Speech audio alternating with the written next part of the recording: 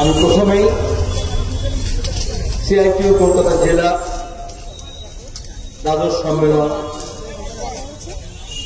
যাকে কেন্দ্র করে আজকের এই সমাবেশ, তাকে অভিনন্দন জানাচ্ছি।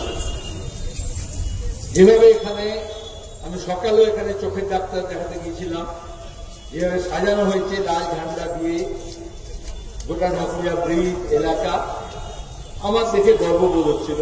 আমি তার জন্য অভ্যর্থনা সমিতিকে এবং সমস্ত স্বেচ্ছাসেবক যারা কাজ করেছেন তাদেরকে অভিনন্দন জানাচ্ছি। আজকে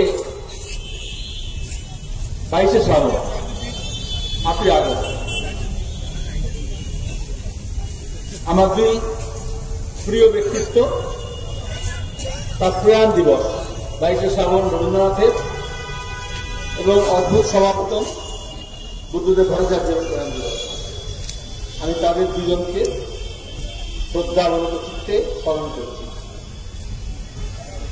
আমি এখানে সম্মেলনে এসে সিআইটিইউ কলকাতা জেলার প্রকাশ্য সমাবেশে এসে একটু নস্টালজিক হয়ে গেছি। আজ থেকে 5.5 দশক আগে আমি যখন বিদ্যালয়ের ছাত্র, আমার স্কুলে সিআইটিইউ কলকাতা জেলার প্রথম প্রতিষ্ঠা সম্মেলন হয়েছিল এবং মাস্টারমশাই আমাদেরকে কয়েকজনকে বেছে নিয়ে ভলেন্টিয়ার করবেন বলে, বাচ্চাদের তো এরকম দেওয়া হয়, সবার জল করবে, এরকম ব্যবসা শুরু করবে। তো সেটার জন্য আগে বুঝিয়েছিলেন সিআইটিইউ কি। আমরা জিজ্ঞেস করেছিলাম, মজুরদের নিয়ে, খেটে খাওয়া লোকদেরকে নিয়ে কাজ করে, মেহনতি কাজ করে, তাদের অধিকারের কথা। আর তখন আমাদের সব চত্বরে পার্মানেন্ট করতে হবে ঠিকা মজুরদেরকে, কন্ট্রাকশন দেওয়াদেরকে, বিশেষত বন্দরে, কোর্টে, ডকে, তার জন্য বিশাল আন্দোলন চলছিল। তো প্রথম সেই স্বেচ্ছাসেবক হয়ে প্রথম লাল ঝান্ডার সঙ্গে আমার পরিচয়।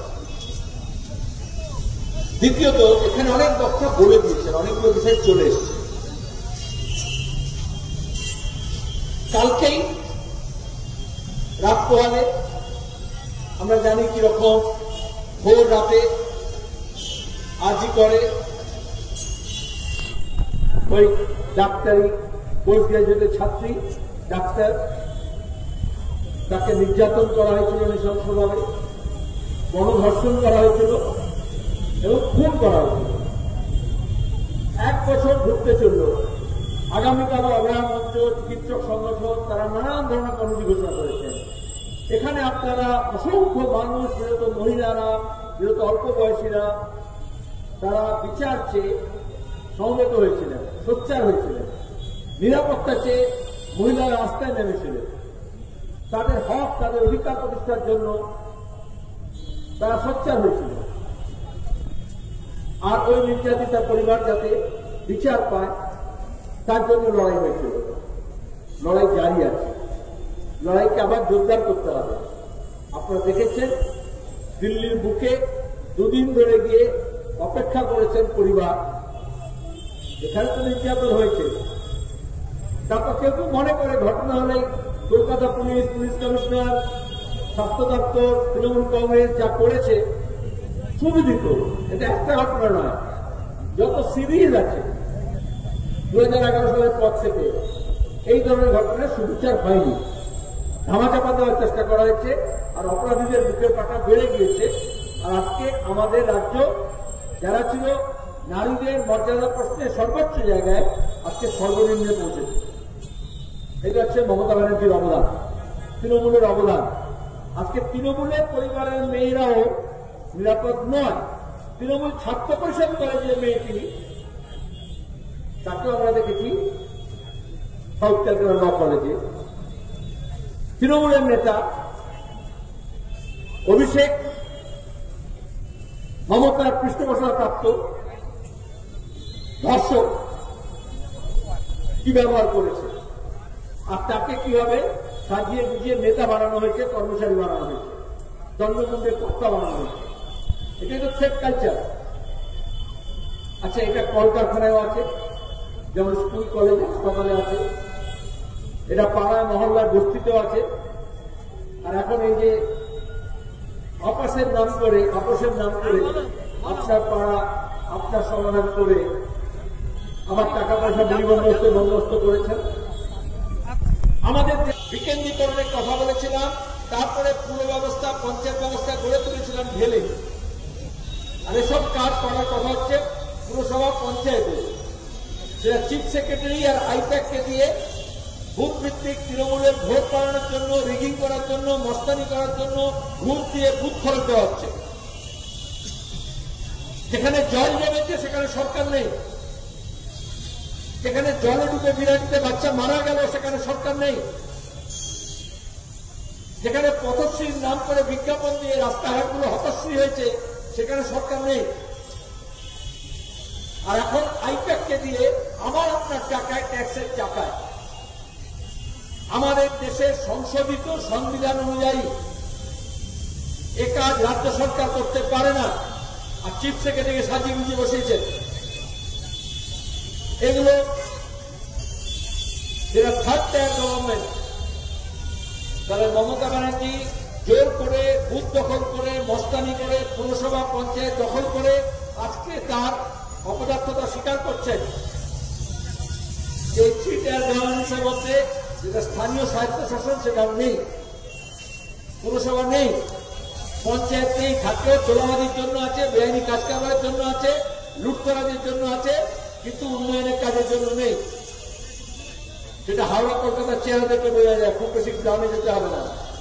আর এখন এই বর্ষার সময় গ্রাম বাংলার চেহারা দেখে বোঝা যাচ্ছে। তাহলে এগুলোর জন্য আওয়াজ তুলতে হয়, যেমন আওয়াজ তুলতে হয় ন্যূনতম মজুরির জন্য। গোটা দেশের মধ্যে সবচেয়ে কম মজুরি হচ্ছে পশ্চিমবঙ্গে। আগে একটা সময় ছিল যখন খাদ্যদ্রব্য সস্তায় ছিল, আমাদের এখানে জীবন নির্বাহের খরচ কম ছিল, আর মজুরি তার থেকে ঠিক হয়। আপনারা শুনলেন কনজিউমার প্রাইস ইন্ডেক্সের কথা বিকাশের কাছে। আজকে দাঁড়িয়ে আয় কমছে, ব্যয় বাড়ছে। সেখানে দাঁড়িয়ে মানুষের তার নিজের আয়ের স্রোত বাড়ানো, আয়ের সূত্র খোঁজা, আর আয়ের জন্য মাথার ঘাম পায়ে ফেলা। প্রতিদিন খেটে খাওয়া মানুষ তাদের জীবন দুর্বিষহ উঠছে। আর সেই সময়ে সেই মানুষের গণতান্ত্রিক অধিকার কেড়ে নেওয়ার চেষ্টা করা হচ্ছে, যে অধিকার ইংরেজ আমল থেকে মানুষ লড়াই করে পেয়েছেন। এই কলকাতার বুকে গাঁওয়ানরা ধর্মঘট করেছে, পোস্টম্যানরা ধর্মঘট করেছে, বন্দর শ্রমিকরা করেছে, ভাঙড়রা করেছে, মুটে মজুররা করেছে। তারপরে নিম্নবিত্ত, মধ্যবিত্ত, নানান সরকারি অফিস কর্মচারী, সরকারি বেসরকারি তারা তো করেছে। তারপরে তিল তিল করে তাদের শক্তি সঞ্চয় করেছিল। আমরা দেখলাম এই বুদ্ধদেব ভট্টাচার্যের নেতৃত্বে যখন আমরা কি বলেছিলাম, কৃষির সাফল্যকে সংহত করে সবাই কৃষিকাজ করতে পারবে না, তার জন্য শিল্পায়ন দরকার, কলকারখানা দরকার, নাহলে কাজের সোর্স তৈরি হবে কিন্তু।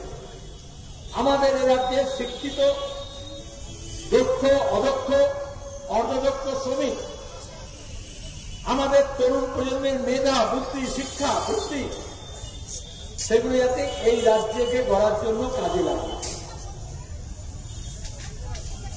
সব শেয়ালের এক করা হয়েছিল, জামাত, জমিয়ত, আরএসএস, মাওবাদী, এসইউসি, নকশাল, কংগ্রেস সব এক করতে হয়েছিল। আর তারপরে বলেছিল লাল হটাও, দেশ বাঁচাও। লাল হতেছে, কিন্তু দেশ সাক্ষী দিচ্ছে দেশ বাঁচেনি। আজকে গোটা দেশের অবস্থা আমাদের সামনে আছে। রাজ্য তো রসা চলে গেছে, তাহলে এই রাজ্যকে বাঁচাতে হয়, দেশকে বাঁচাতে হয়, তাহলে এই লাল ঝান্ডাকে আবার নতুন করে সংগঠিত হতে হবে এবং মজবুত হতে হবে তার আন্দোলন, সংগ্রাম, সংগঠনের মধ্য দিয়ে। এবং তার মূল কারিগর খেটে খাওয়া মানুষ, শ্রমজীবী মানুষ, কৃষক, ক্ষেত মজুর, দিন মজুর, তাহলে তাদেরকে সংগঠিত করতে হবে। এই জন্য শ্রমিক এবং কৃষক লুটেরাদের বিরুদ্ধে, খেটে খাওয়াদের লড়াইকে নেতৃত্ব দেওয়ার জন্য। সেই প্রয়াসই আমরা করছি। কদিন আগে দেখেছেন ব্রিগেড প্যারেড গ্রাউন্ডে বস্তি সংগঠন, ট্রেড ইউনিয়ন, সিআইটিউ, কৃষক সভা, ক্ষেত মজুর, মেহনতি মানুষের সমাবেশ হয়েছিল। যারা মনে করে লাল ঝান্ডা কোথায়, কোন রাজনৈতিক দল সিপিআইএম ছাড়া ব্রিগেড প্যারেড গ্রাউন্ডে সমাবেশ ডাকার হক নেই। কেন্দ্রের শাসনাধীন, রাজ্য সরকারের শাসনাধীন যে দলগুলো, তাদেরও হিম্মত হয় না সেখানে শুধু মেহনতি মানুষ লাল ঝান্ডা নিয়ে তাদের দাবি দেওয়া নিয়ে, মজুরির দাবি, 8 ঘন্টার কাজকে 12 ঘন্টা করে দিচ্ছে, সবার দাবি সেটা। প্রতিদিন শোষণকে বাড়ানোর জন্য একদিকে শ্রমিকের ভাগ কমছে তার আয়, আর যত উঁচুতে যে আছে তার নিচে টাকা বাড়ছে, আর অন্যদিকে মেহনত করার জন্য শ্রমিকের সময় ঘন্টা বাড়াচ্ছে। এই লড়াই কারা লড়বে? এই জন্যই লাল ঝান্ডার প্রয়োজন আছে। আর এই লড়াই যাতে না হয়, সেজন্য আজকে বিজেপি হোক, তৃণমূল হোক, কেন্দ্রের রাজ্যের শাসক দল ক্রমাগত এই অধিকার কেড়ে নিতে চাইছে, সংগঠিত হওয়ার, দল পাশাপাশি করার, দাবি দেওয়া, সোচ্চারে বলা, হক কথা সোচ্চারে যাতে বলতে পারে, হকের লড়াই লড়তে পারে এবং ন্যায় যাতে ছিনিয়ে আনতে পারে, সেই পরিবেশটাকে ধ্বংস করা হচ্ছে। আমাদের দেশে এবং রাজ্যে যে পরিমণ্ডলে মানুষ নিজের সত্য কথা বলে, সত্যের জন্য লড়াই করে এবং সত্য প্রতিষ্ঠা করে, ন্যায়ের জন্য লড়ে, ন্যায় প্রতিষ্ঠা করে, অন্যায়কে পরাস্ত করে, আজকে কেন্দ্র এবং রাজ্যের শাসক দল সেই পরিমণ্ডলকে ধ্বংস করেছেন। যারা মনে করেন লাল ঝান্ডা দুর্বল হয়েছে, আসলে মানুষের কণ্ঠস্বর দুর্বল হয়েছে, মেহনতি মানুষের কণ্ঠস্বর দুর্বল হয়েছে। সেইটাকে জোরদার করার প্রয়োজন আছে। আর্থিক ঘটনার পরে আমরা দেখেছি এই শহরের মানুষ, তরুণ প্রজন্মের মানুষ কিভাবে তারা নেমে পড়েছিলেন। নিম্নবিত্ত, মধ্যবিত্ত, উচ্চবিত্ত কোনো ভেদাভেদ ছিল না, নারী পুরুষ কোনো ভেদাভেদ ছিল না, হিন্দু মুসলমান কোনো ভেদাভেদ ছিল না, বাঙালি অবাঙালি কোনো ভেদাভেদ ছিল না। ন্যায়ের জন্য, জাস্টিস ফর আর্জি করেন না, সেইটাকে কিভাবে ধ্বংস করার জন্য, ভয় ভীতি, রাজত্ব কায়েম করার জন্য, এই যে থ্রেড কালচার শোনেন, এই যে নর্থ বেঙ্গল লবি শোনেন, যে থ্রেড কালচারের পরিণতি আপনাদের এই কাছে রেল লাইনের ওপারে 10 বার সাউথ ক্যালকাটা ল কলেজে দেখেছে। এরকম লুটেরারা তাদের লুটের তন্ত্রকে কায়েম রাখার জন্য পাড়ায় পাড়ায়, মহল্লায়, প্রতিষ্ঠানে এই ঘাঁটি গেড়েছে। আর সেই ঘাঁটিকে মানতে হলে মাঝখানে কেউ কেউ এসে বলল 56 ইঞ্চি লড়ে যাবে নবান্নের বিরুদ্ধে। নবান্ন আর 56-র মধ্যে কোনো তফাৎ নেই। আপনাদের 5-6 বছর ধরে রাজভবন দেখিয়ে আর মুখ্যমন্ত্রী আর রাজভবনের মধ্যে টুইট যুদ্ধ দেখিয়ে ঝুলিয়ে রাখার চেষ্টা করা হয়েছিল। আজকে অভয়ের মা বাবা বলছে যে কোনো কেন্দ্রমন্ত্রী, স্বরাষ্ট্রমন্ত্রী তো নয়, প্রধানমন্ত্রী তো নয়, তাদের সঙ্গে দেখা পর্যন্ত করেননি। সেই মা বাবা কিন্তু বিশ্বাস করেছিলেন যে সুকান্ত, শুভেন্দু, শ্রমিক তাকে ন্যায় পাইয়ে দিতে পারে। বিজেপি মঞ্চেও গিয়েছিলেন, বিজেপি দপ্তরেও গিয়েছেন, গতকাল সদর দপ্তরে। এইটা হচ্ছে মানুষের অভিজ্ঞতা। কারণ বিজেপি আজকে বলছে না খাতা না বহি, যে মমতা কহে সো সহি। এটা হচ্ছে মোদির বাণী, এটা হচ্ছে আরএসএস এর বাণী। সুতরাং রাস্তায় ঘাটে আর টেলিভিশন চ্যানেলের স্ক্রিনে ব্যাপক WWE যুদ্ধ দেখাতে পারে, কিন্তু আদতে ওই রসুনের যেরকম পেছনটা এক জায়গায় বাঁধা থাকে, সেরকম শাসকদের শোষকদের পেছনটা এক জায়গায় বাঁধা থাকে। আলাদা কোয়া, কিন্তু কমলা লেবুর মতো নয়, রসুনের মতো কোয়া, তার পেছনটা একসঙ্গে জোড়া থাকে। আর এইটা বামপন্থীরা বলে বলে ওরা বলবে লাল হাতাও না রায়েগা বাস না বাজেগি বাসে। আজকে আমাদের রাজ্যে কাজ নেই, 100 দিনের কাজ হচ্ছে না। যে 100 দিনের কাজ বামপন্থীরা বলে ইউপিএ 1-এর সময় আমরা আদায় করেছিলাম, আইন করেছিলাম, হাইকোর্ট বলার পরে চালু হল না। আমরা জানতাম তৃণমূল সরকার হাইকোর্টের আদেশ মানে না, বিচারপত্রের মতো লোকেরা লড়াই করে, রায় হয়, সেটা ইমপ্লিমেন্ট হয় না। আর সেই মানুষ, এটা অ্যানিমাল ইনস্টিংক্ট। ওই যে আপনারা যখন দেখেন বিভিন্ন টেলিভিশন চ্যানেল, ন্যাশনাল জিওগ্রাফির মতো, অ্যানিমাল ওয়ার্ল্ডের মতো, সেখানে একটা জঙ্গল থেকে আর একটা জঙ্গলে ভালো শিকার পাওয়ার জন্য, সবুজ পাওয়ার জন্য, জল পাওয়ার জন্য জীবজন্তু ধাবিত হয় দলে দলে। আমাদের দেশ থেকে যেমন লোকে দুবাই যেতে চায়, সিঙ্গাপুর যেতে চায়, মাঝে মাঝে কন্টেনারে ধরা পড়ে ইউরোপে, আমেরিকায় যাওয়ার পথে, কারণ সে একটা ভালো সুখের হাতছানিকে দেখতে চায়। ভালো মন্দ বিচার আমি করছি না। তাহলে এখানে যদি ন্যূনতম মজুরি না থাকে, এখানে যদি কাজের পরিবেশ না থাকে, এখানে যদি কর্মসংস্থান না থাকে, তাহলে সেই মানুষকে অন্যত্র কাজ করতে যেতে হয়। রিভার্স মাইগ্রেশন হচ্ছে, এক ইন্টারস্টেট। আগে কলকাতা শহরে পশ্চিমবঙ্গে, ঝাড়খণ্ড, পূর্ব উত্তরপ্রদেশ, বিহার, ওড়িশা, অন্ধ্রপ্রদেশ, তেলেঙ্গানা, ছত্তিশগড় থেকে লোকে আসতে এখানে কাজ করতে।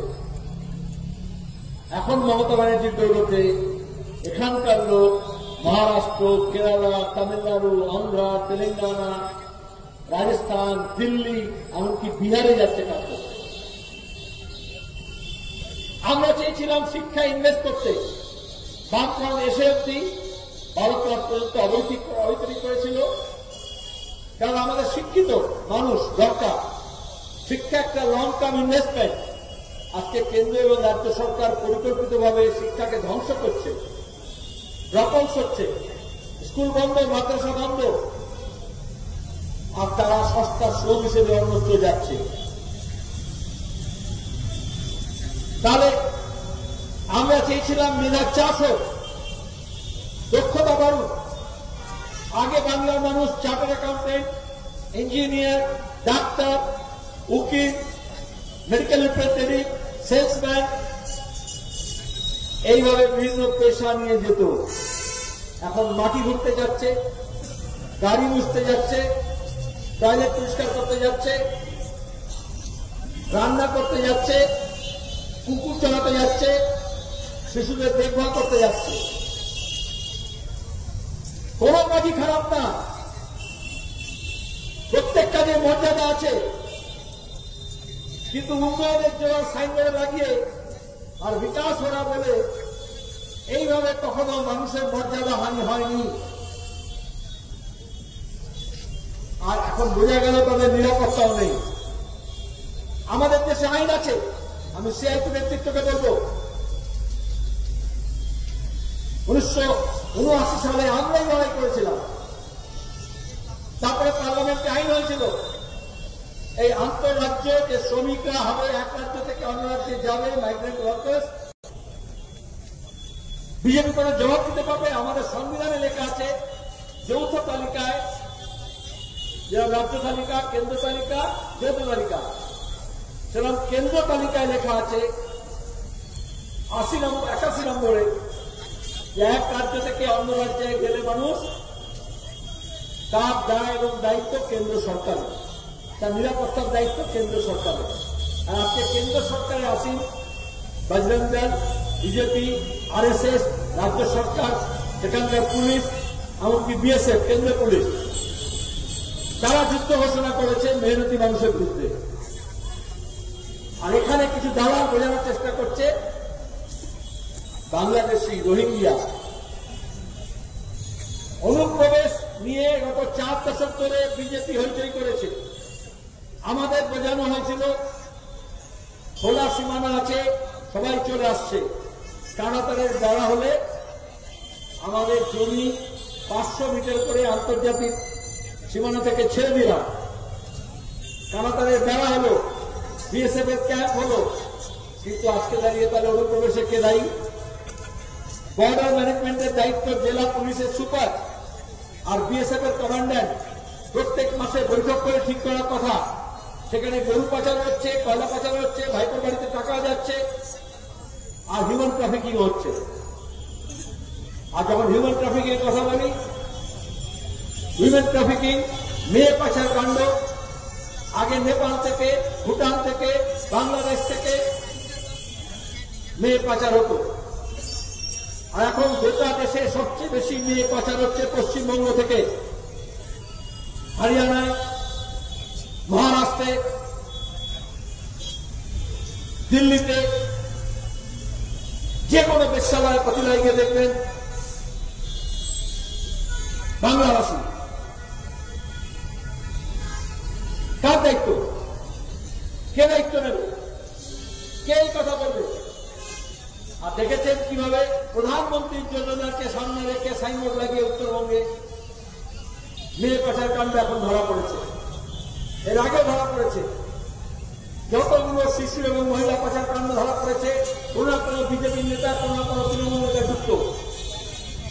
কারণ কেন্দ্র এবং রাজ্যে শাসন ক্ষমতায় না থাকলে এই ধরনের পাচার কাণ্ড করতে পারে না। তখন পুলিশ হয়ে যায় তার ভাইপো ভাতিজা। যে বিএসএফ, যে পুলিশের এগুলো দেখার কথা, তার বদলে সে হয়ে যায় মানি কালেক্টর। এখানে দেখেন না সিভিক ভলান্টিয়ারের কি অবস্থা, রাস্তার মোড়ে মোড়ে দাঁড় করে দিয়েছে, 2 টাকা, 4 টাকা, 6 টাকা, 8 টাকা রেট করে দিয়েছে। অনেকে তাদের প্রোডাক করে, তাদের প্রোডাক্ট করে লাভ নেই। সেই টাকা এঘাট ওঘাট ঘুরে আইসি, ওসি, এসপি, ডিএসপি, ডিসি এইসব ঘুরে এঘাট ওঘাট ঘুরে গিয়ে কালীঘাটে জমা হয়। যারা মনে করেছিলেন নবান্নকে টাইট দেবে বিজেপি, নারলা কাণ্ড থেকে এই সমস্ত দুর্নীতি, 100 দিনের কাজের টাকা নিয়ে দুর্নীতি, আবাস যোজনা নিয়ে দুর্নীতি, পানীয় জল নিয়ে দুর্নীতি, কেন্দ্রীয় প্রকল্পের টাকা নিয়ে দুর্নীতি, আজ পর্যন্ত কেন্দ্রের সরকার কোন দুর্নীতিগ্রস্তের বিরুদ্ধে কোন আইনানুগ ব্যবস্থা নেয়নি। কেন নেবে? এখানে তৃণমূলের ছত্রছায়া থেকে ধর্ষণ করছে, তাকে বাঁচানোর জন্য সিবিআই এত তৎপর। আর এই কথা আমরা যখন বলতাম আমাকে বিশ্বাস করতেন না। এখন তো আমার মামা বলছেন, তিনিও তো এঘাট ওঘাট ঘুরে মানুষের অধিকার প্রতিষ্ঠা করতে হয়, রাজ্যের মর্যাদাকে যদি বাঁচাতে হয়, যদি বাঁচাতে হয় এবং গোটা বিশ্বের কাছে, দেশের কাছে বাংলার হিতগৌরবকে ফিরিয়ে আনতে হয়, তাহলে মমতা ব্যানার্জি ক্যাকা ছিটির মতো কিছু টলিউডের নায়ক নায়িকা, সিরিয়ালের কিছু নায়ক নায়িকাকে নিয়ে রাস্তায় নেমে বলবেন আমি বাংলা ভাষার লড়াই করব। আসলে তিনি তাহলে ভাষা আন্দোলনের নামে বিধানসভা নির্বাচন পর্যন্ত করব। বিজেপি আমাকে বল দিয়েছে, তোমরাই বল করে দিয়েছে, আমি সেইটা নিয়ে খেলবো আর খেলা হবে বলবে। উনি কিন্তু ভাষা আন্দোলনকে অপমান করছেন, ভাষাকে অপমান করছেন। কাছাড়ে ভাষা আন্দোলন হয়েছিল, শহীদ হয়েছিল, বাংলা ভাষার মর্যাদা রক্ষার জন্য, অধিকারের জন্য উগ্র অসমীয়া জাতীয়তাবাদের বিরুদ্ধে লড়েছিল। আজ 19শে মে আমরা সেই কাঁচা ভাষা শহীদ দিবস পালন করি। সেটা ছিল সরকারের দ্বন্দ্বে, সরকারের উগ্র জাতীয়তাবাদী পদক্ষেপ এবং সংখ্যালঘু মানুষের মুখের ভাষাকে কেড়ে নেওয়ার অধিকার, শিক্ষার অধিকার কেড়ে নেওয়া। ভাষা আন্দোলন সরকার করে না। ভাষা আন্দোলন হয়েছিল পূর্ব বাংলায়, পূর্ব পাকিস্তানে। 21শে ফেব্রুয়ারি আমরা যার জন্য ভাষা শহীদ দিবস পালন করি, সেটা ছিল পাকিস্তানের সরকারের দ্বন্দ্ব। আজকে এখানে হিন্দি, হিন্দু, হিন্দুস্তানের মতো যেরকম ধর্ম, ভাষা, জাতি, রাষ্ট্র, দেশ এক করে দিচ্ছে, সেরকম পাকিস্তানের খান সেনারা সেখানকার মুসলিম লীগ নেতারা তারা মনে করেছিলেন ধর্ম, জাতি, রাষ্ট্র, দেশ, ভাষা এক। পূর্ব বাংলার মানুষ মানেননি এবং সেটা ছিল সরকারি দম্ভের বিরুদ্ধে লড়াই। তারপরে মুক্তিযুদ্ধের মধ্য দিয়ে একটা নতুন রাষ্ট্র তৈরি হল, গণপ্রজাতন্ত্রী বাংলাদেশ। তাহলে সেটাও ছিল প্রবলের বিরুদ্ধে, শক্তিশালীর বিরুদ্ধে, সরকারের বিরুদ্ধে, মানুষের, নিম্নবর্গের মানুষের লড়াই। তার সঙ্গে বুদ্ধিজীবীরা ছিলেন, তার সঙ্গে ছাত্ররা ছিল, তার সঙ্গে শিক্ষাবিদরা ছিলেন, তার সঙ্গে সমস্ত বামপন্থী প্রগতিশীল ধর্মনিরপেক্ষ মানুষ ছিল। আমাদের দেশেও এটা বুঝতে হবে, সরকারের থেকে কখনো আন্দোলন হয় না। 100 দিনের কাজের টাকা আদায় করবো বলে গত নির্বাচনের আগে অনেক নাটক করেছিলেন পিসি ভাইপো। রাজঘাটে গিয়েছেন, পার্লামেন্টে গিয়েছেন, টিভিতে অনেক ফুটেজ খেয়েছেন। তারপরে যে ভোট হয়ে গেছে, খেল খাতাম, পয়সা হাজাম। আজ 100 দিনের কাজের টাকার বকেয়া পাওয়া হয়নি, আজ 100 দিনের কাজ চালু হয়নি। আর এখনো তিনি বলছেন 26-এ বিধানসভা নির্বাচন পর্যন্ত এই আন্দোলন চলবে। আরে বাংলা ভাষা আজকে পশ্চিমবঙ্গ বাঙালি তার যে মর্যাদা হানি হয়েছে তার কারণ কে? মমতা ব্যানার্জি বাংলা ভাষাকে যে পর্যায়ে নিয়ে গিয়েছেন, শিক্ষাকে যে জায়গায় নিয়ে গিয়েছেন, সাহিত্যকে যে জায়গায় নিয়ে গেছেন, সংস্কৃতিকে যে জায়গায় নিয়ে গিয়েছেন, যে সমস্ত শিল্পী, সাহিত্যিক, বুদ্ধিজীবী গিয়েছে তাদের সব সৃজনশীলতা নষ্ট হয়ে গেছে। টালিগঞ্জের টলিউডের সিনেমা হোক, সিরিয়াল হোক, কলেজ স্ট্রিটের বই প্রকাশনা হোক, কেন এই সব আমি করবো? যে কোনো স্বৈরতান্ত্রিক প্রবণতা থাকে, আমি সব মেগালোমেনিয়া। তিনিই কবি, তিনিই বই লিখবেন, তার বই কেনা হবে, সেই বই বিক্রি হবে, সেই বই পড়ানো হবে, আর বাকি সব বন্ধ। ওই যে নামকরণ সব করেন না, বাংলা ভাষায় করাটা কে লাগিয়েছে? হঠাৎ করলে আমার মাথায় এলো সত্যজিৎ রায় ধরণী। স্মরণীয় অনেক হয়েছে, এবার ধরণী। আমার মনে আছে উনি যখন রেলমন্ত্রী ছিলেন, ভুলে গেছেন বলে আমি মনে করে দিচ্ছি, তখন তো রেল দপ্তরকে নিয়ে অনেক সব ডানা করে উদ্বোধন করছিলেন। তো বেহালায় রেলের জমির উপরে উনি বললেন আমি একটা স্টেডিয়াম করব। সেই স্টেডিয়ামের নাম দিলেন সত্যজিৎ রায়ের নাম। তিনি নিজেই বলছেন বক্তৃতায়, উদ্বোধনী বক্তৃতায়, হ্যাঁ বাবা আমি জানি না আমি সত্যজিৎ রায়ের নামে কেন স্টেডিয়ামের নাম দিচ্ছি, আমাকে সিপিএম প্রশ্ন করবে। কিন্তু আমিও সব ভেবে রেখেছি সত্যজিৎ রায় সিনেমা করলে কি হবে। তিনি যখন শুটিং করতেন তখন ইনডোর আউটডোর দুটোই শুটিং করতেন। এখানেও স্টেডিয়ামে খেলা হবে, ইনডোর আর আউটডোর দুটোই খেলা হবে। এই জন্য সত্যজিৎ রায়ের নামে আমি স্টেডিয়ামের নাম করব। এই কদিন আগে কিসব নাম দিলেন না, নিজন্য, হ্যাঁ শুভেন্দুর সঙ্গে একটা তাল্লুকাত আছে বলে বলেছেন, ওটা ছাড়া চলতে পারে না। তো ওটা বলতে গিয়ে বেরিয়ে আসে তার নাম। কিন্তু মানে আমরা যেমন বর্ণানন্দন বলি,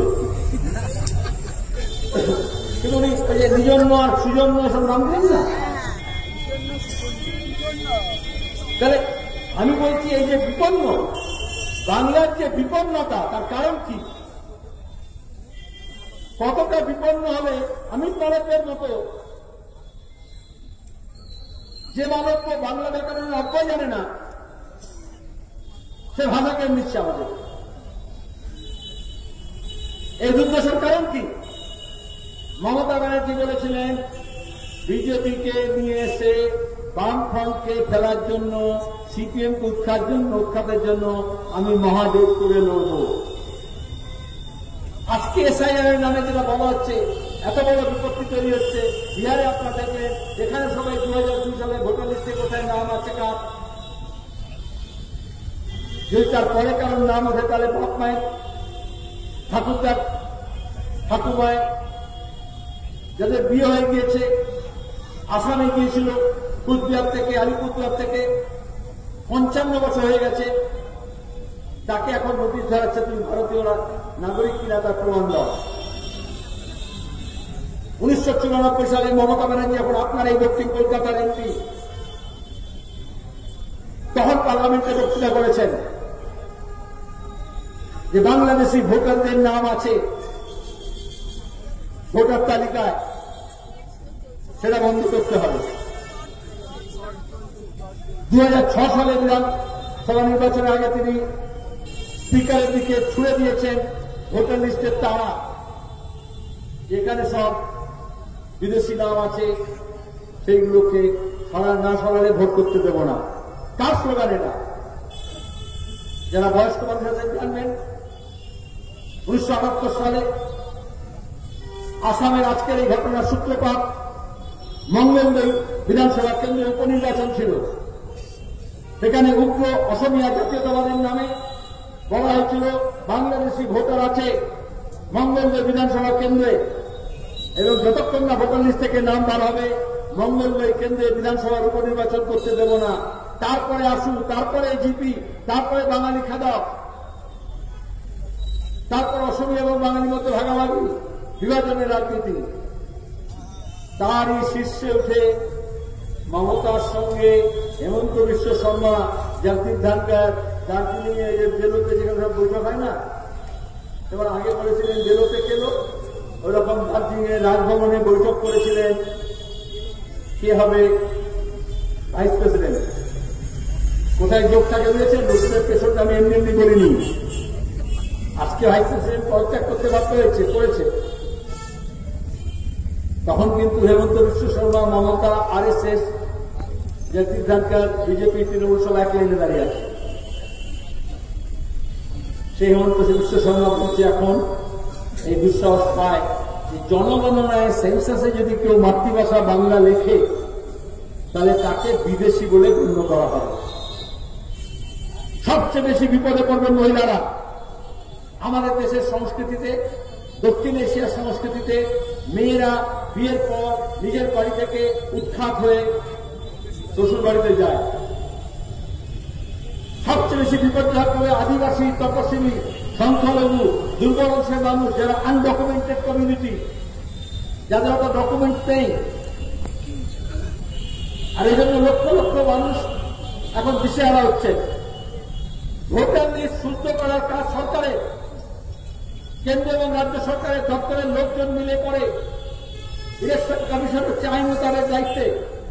আজকে যদি ইলেকশন কমিশন বলে যে ভোটার লিস্ট ভুল, তাহলে সেই ভোটার লিস্টের ভিত্তিতে যিনি এমপি হয়েছেন, এমএলএ হয়েছেন, মন্ত্রী হয়েছেন, তিনিও ভুল। তাহলে কে তার দায়িত্ব নেবে? ভোটার লিস্ট কি আমি করেছি? ভোটার লিস্ট কি আপনি করেছেন? একটা শুদ্ধ নাম লিখতে পারে না, ভুয়ো নাম সরাতে পারে না। বছরের পর বছর আমরা বলছি মৃত ভোটার আছে, তাকে তারা সরাচ্ছে না। এখন আজকেও আমরা নিয়ে জমা দিয়েছি একটা অঞ্চলে 990 জন মৃত ভোটার। আর এখন যখন মহারাষ্ট্র, হরিয়ানা, দিল্লির নির্বাচনের পরে বলা হল যে লার্জ স্কেল ইন্ডাস্ট্রিয়াল লেভেলে রিগিং হয়েছে। আমরা মুর্শিদাবাদে অধীন এবং সেলিমকে হারানোর জন্য কিভাবে ইলেকশন কমিশন, পুলিশ, গণনা কর্মী, তৃণমূল, আইপ্যাক, বিজেপি সব এক হয়েছিল, সে অভিযোগ করেছিলাম। আর মমতা ব্যানার্জি তখন নির্বাচনে রিগিং, যা পঞ্চায়েত উনি করেছেন, পুরসভায় করেছেন, স্টেট ইলেকশন কমিশনকে ব্যবহার করে। শাসক দলের তাবেদার হয়ে যায় যদি প্রতিষ্ঠান, আইএস আইপিএস অফিসাররা যদি দালাল হয়ে যায় উপরি পাওয়ার জন্য, ভালো পোস্টিং এর জন্য, রিটায়ারমেন্টের পরে কিছু রুটি রুজি বাড়ানোর জন্য, কোন পদের জন্য, তাহলে গোটা প্রাতিষ্ঠানিক ব্যবস্থাটা ভেসে পড়ে। আমরা এক সপ্তাহ পরে স্বাধীনতা আন্দোলনে স্বাধীনতা দিবস পালন করব। আজকে আমাদের দেশের স্বাধীনতা, সার্বভৌমত্ব, বিকাশদা বলেছেন, আমি তার মধ্যে যাব না। প্রতিদিন আমেরিকা হুমকি দিচ্ছে। আর যে স্বাধীনতার জন্য আমরা লড়েছিলাম সেই বাক স্বাধীনতা কেড়ে নিচ্ছে। কালকে দেখেছেন 25টা বই জম্মু কাশ্মীরে নিষিদ্ধ ঘোষণা করেছে। এটা সবটা প্রক্রিয়া হচ্ছে গণতান্ত্রিক প্রক্রিয়াকে সংকুচিত করা। 18 বছর থেকে 21 বছরের ভোটাধিকারের জন্য আমরা বামপন্থীরা লড়াই করেছিলাম। পশ্চিমবঙ্গের বামফ্রন্ট সরকার প্রথমে 18 বছর থেকে 18 বছরের ভোটাধিকার দিয়েছে।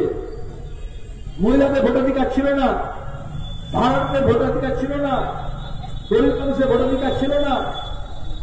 তার জন্য দীর্ঘ লড়াই, স্বাধীনতার পরে আমরা সবাই ভোট পেলাম, ভোটাধিকার পেলাম। আজকে সেই অধিকার তারা কেড়ে নিতে চাইছে, আর সেই কেড়ে নেওয়ার বিরুদ্ধে লড়াইটা আমাদের লড়তে হবে। সেই লড়াইটা লড়ার জন্য আমাদের প্রস্তুতি গ্রহণ করতে হবে। সেই প্রস্তুতি গ্রহণ আমরা করেছি, আমরা মানুষের কাছে যাচ্ছি।